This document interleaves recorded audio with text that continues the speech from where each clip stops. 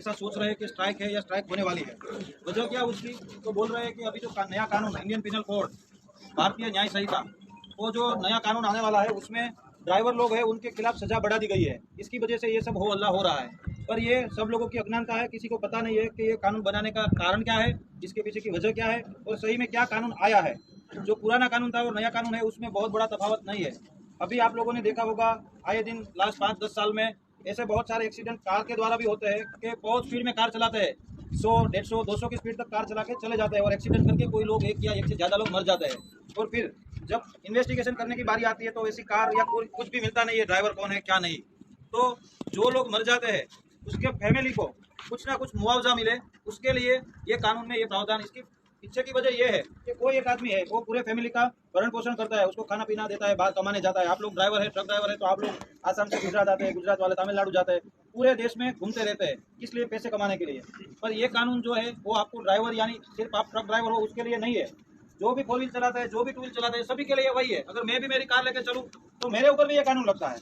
और ये तब लगता है, इसमें 2 है, जो कलम है उसमें 2 प्रावधान है। एक वैसा है कि अगर आपसे एक्सीडेंट हुआ है और कोई आदमी मर जाता है तो उसकी 5 साल की सजा है। दूसरा प्रावधान ये है कि अगर आपसे कोई एक्सीडेंट हुआ है और आप अपनी गाड़ी लेके भाग जाते हैं, आप खुद भी भाग जाते हैं और किसी को पता नहीं करते हैं, तो वो दूसरा प्रावधान है, वो है कि वो उसमें 10 साल की सजा है। अगर आप एक्सीडेंट हुआ है, आपकी गाड़ी छोड़ के नजदीकी जो भी पुलिस स्टेशन है, नजदीकी जो भी मजिस्ट्रेट साहब है उनके वहां चले गए, तो आपके ऊपर वो दूसरा वाला नहीं लगने वाला है। आपके ऊपर पहले वाला प्रावधान है, जो पहले वाला क्लोज है वही लगने वाला है, जो 5 साल का है, जो अभी भी है। अभी चालू जो कायदा है उसमें भी वही है। आप लोगों के बहुत सारे दोस्त हो गए जो ड्राइवर हो गए जिनके एक्सीडेंट हुए हैं, उनमें कहीं आपने सुना है कि 3 साल या 5 साल जेल में रहा। वो एक्सीडेंट होता है, पुलिस स्टेशन हाजिर होता है, जमानत होती है और छूट जाता है, फिर कोर्ट में केस चलता है। ठीक उसी तरह इसमें भी वैसा है कि आप लोग का एक्सीडेंट किसी से होगा, एक्सीडेंट हुआ, किसी की मृत्यु हुई, आप पुलिस स्टेशन चले गए तो आपके ऊपर वो क्लोज ही नहीं लगेगा 10 साल वाला, बात खत्म हो गई। अगर आपको डर लगता है कि चलो लोग इकट्ठा हो गए और आपको मारेंगे एक्सीडेंट की वजह से, तो वो आपका राइट है कि आप वहां से भाग जाओ, पर आप भाग के अपने राज्य में कहीं दूसरी जगह पे ना चले जाओ। आपके ट्रांसपोर्टर है, आपका जो भी सुपरवाइजर है, उनके पास जाओ, उनके साथ जाके पुलिस स्टेशन चले जाओ, बात खत्म हो गई। आपका केस भी वहीं निपट जाएगा और कोई पब्लिक वगैरह किसी का डर भी नहीं रहेगा।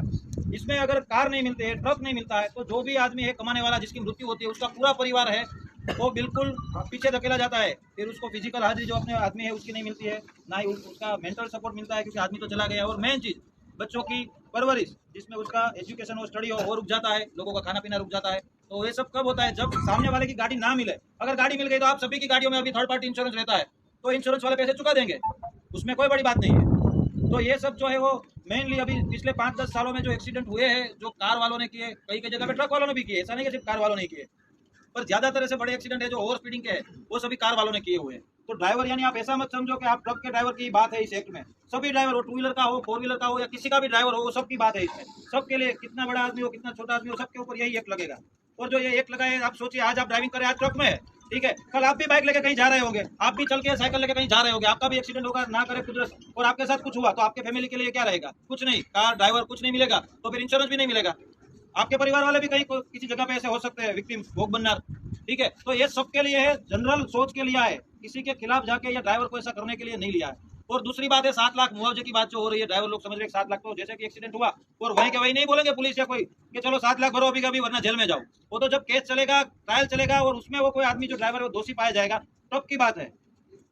तो इसमें आप लोग जो गलत बहकावे में आके कुछ करने वाले हैं या कुछ लोगों ने किया है वो वैसा मत करो। ड्राइवर लोग है, ठीक है, आप आसाम से, तमिलनाडु से, मणिपुर से, कहाँ से यहाँ कमाने आते हैं। आप लोग ये होल्ला में जाओगे तो आपने किया होगा या नहीं किया होगा? आप लोग रोड पे होगे, जब भी ब्लॉक होगा तो आप लोग दोषी पाए जाओगे, आपको पकड़ा जाएगा। तो जब एक्सीडेंट होगा तब होगा, शायद ना भी हो पूरी लाइफ में आपसे एक्सीडेंट, उसका विरोध आप कर रहे हैं कि जो होने वाला है नहीं होने वाला जिसका पता नहीं है उसका विरोध आप अब कर रहे हो और उसकी वजह से अभी जेल में जाओगे।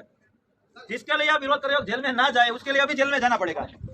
तो आप अपना दिमाग लगाओ, आपका व्हाट्सएप जो आ रहा है उसके ऊपर सिर्फ निर्भर ना रहो, जो भी वीडियो आ रहा है उस पर निर्भर ना रहो। जहां पर भी ब्लॉकेज हुआ, कोई बोल रहा है कोई ड्राइवर ने वीडियो बना के भेजा कि मुझे मारा, तो उसको किसने मारा है? आपके ही भाई है ड्राइवर लोग, उन्होंने ही मारा है। कोई पब्लिक को इसमें ये नहीं है कि रोड ब्लॉक करो या ऐसा कुछ करो, आपके भाई ड्राइवर उन्होंने इसको मारा होगा। तो ड्राइवर ही ड्राइवर को परेशान कर रहे हैं। पूरे इंडिया में, पूरे गुजरात में पुलिस प्रशासन आपके साथ में है, आपको